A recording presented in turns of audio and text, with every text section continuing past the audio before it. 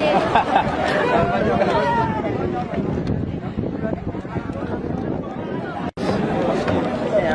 very good afternoon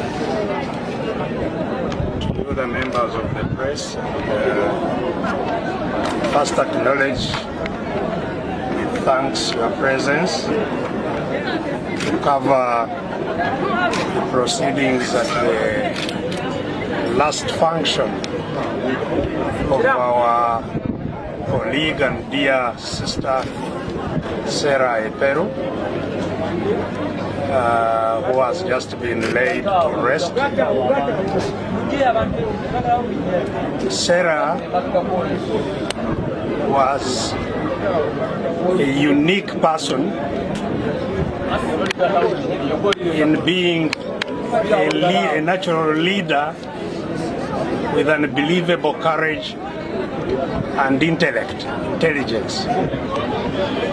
As you've heard in the testimonies, I think she's about the only person in Uganda that I have seen who can speak literally any language of Uganda and speak it fluently, as if she's one of them. She was very principled, was very focused in everything that she did.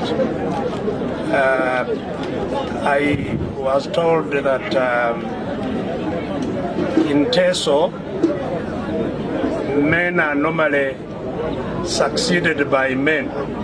The heir of the head of a family is normally a man who succeeds his father. It's rare that Sarah was the successor, was the heir of her father, and has been therefore the head of the home. That talks to her natural ability and leadership. And so, as you know, there has been a controversy in our party for some time now, in fact since the last election. And in that controversy, Sarah's position was very, very clear. She condemned what had happened. And her last touch with the party was very, very painful, not just to her, but to all of us and anybody who knew her, because she was already very unwell. She would not actually move with assistance of a chair, and she was driven to our headquarters at Najjanakumbi. She was denied entry. Her driver was arrested and beaten. So she was helplessly left there because she couldn't move her. It was herself, it was the driver who could only remove her. Eventually she pleaded that they give her even a place for convenience, for a short call. And they shouted at her that let her buy Pampers. So her last experience with the party was that of humiliation. And I think that advised her communication with her family. She, in her communication with her family, told them all this, the pain she had suffered. And she indicated that if she passed, we should be called in to give her a final send-off. This was not our making, it was her will, which was passed on to us by her family. And of course you have heard what has transpired since then. You know, they contacted one member of the family and offered to buy or to pay for the funeral services, A+. And the member of the family that was contacted graciously accepted in the offer. But clearly they had no good intention, because when you make an offer to a deceased family, it's a contribution to the family. It's not, you don't attach conditions to it. So what happened is what you had again, the family report, that they went to Mulago and picked the body without the knowledge of the family and took it. And the family went to Mulago and couldn't find the body, and there was confusion. Eventually that was sorted out at the church service. The people who bought the coffin of Naja ordered that they should not allow the body to go to Katonga, where there was a function again agreed upon by the family and everyone. So until actually some of our members brought an alternative transport and said, where things are now, take your A+, give us our body so that we can give it the send-off that she will. And eventually, anyway, they came to Katonga, we had a function. Today I didn't expect that there would be drama here. So we came, the program was proceeding well until the last moments when the commotion arose.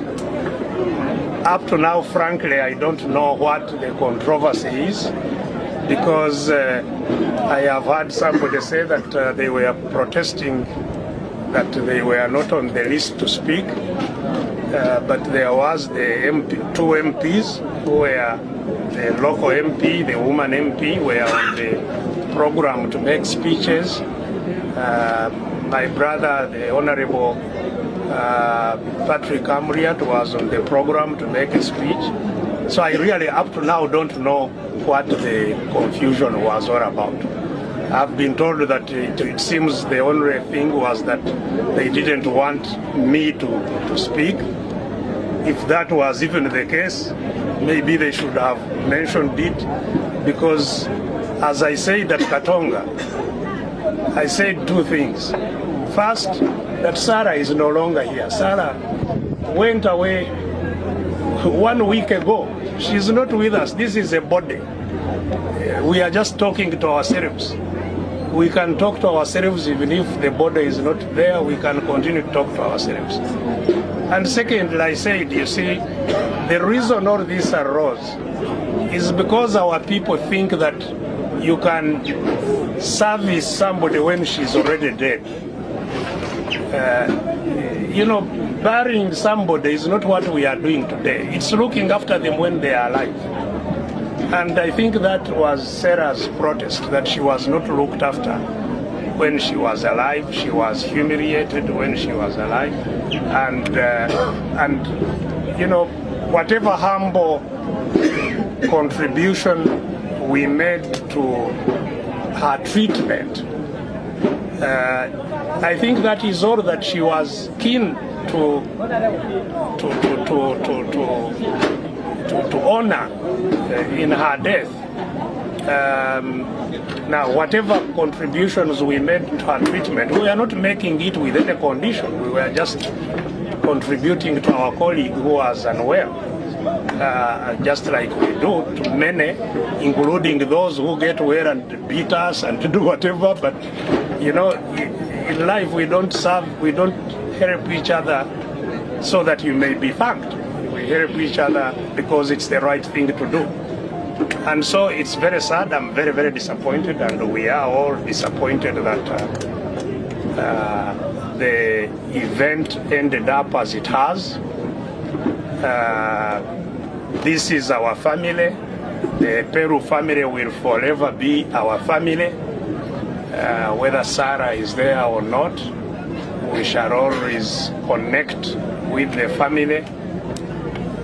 Politics aside, as friends, Sarah was a friend to me, with or without politics, and the family will remain our friends and comrades, with or without politics. So the other sad thing maybe that I can comment on is the whole destruction of our mission. Because the mission of FDC is a liberation mission to end slavery in our country, because we are captives of Mr. Museveni and his family. That is the bottom line. He owns Uganda, he controls it like he wants. People are dying without health care when we pay huge amounts of taxes. You know, kids can't go to schools, and so there is an emergency we need to solve in our country. It's urgent. It's very, very urgent that we get out of this condition. So the worst thing that we can do to our country is to spend time bickering amongst ourselves rather than dealing with where the problem lies. And this is why, for me, I Rwanda Museveni. So it's not an FDC war. It's a Ugandan war of those who are oppressed. And the sooner we forget, you know, this is why I believe some of these are Museveni tactics to divert us from dealing with him. You know, confusing UPC, confusing DP, confusing NUP. Now they are in NUP, confusing NUP. So that we keep on arguing with each other, we are not focusing on where the problem lies. I hope that our brothers, all of us, can realize that FDC is not the solution to Uganda's problem. FDC alone will not solve Uganda's problem. So whether you call yourself Naja, or Katonga or DP or NUP, the idea now must be to simply get together and deal with those who captured our country, so that we can live in a free country. You know, and there are now contradictions at different levels. I have a quarrel with many of our MPs now, because MPs seem to think that we are in politics as usual. Many of our MPs, when I see them, it seems like they think we are in politics as usual. This is not politics as usual. We are at war to get out of enslavement. And so it's not scoring, you know, whether you are on the list to speak or what. Even if I don't speak, I have many occasions to speak.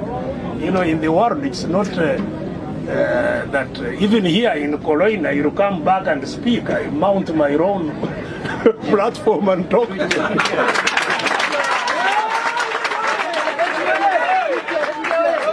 We don't have to speak on a funeral to give our messages. So it's sad that confusion has been brought in the process of sending away our dearest sister. But we are glad at least that we have escorted her to her final resting place. We have planted a tree in memory, a fruit tree in memory of her life, that it will grow and bear fruit like she was fruitful. And for us, those are important, the most important elements of our coming here. To be with the family, to pay our last respects, to put our memorial, and to continue praying for her. And we shall continue praying that she continues to rest in peace until we meet. It's not just my task. It is as your task as it is mine.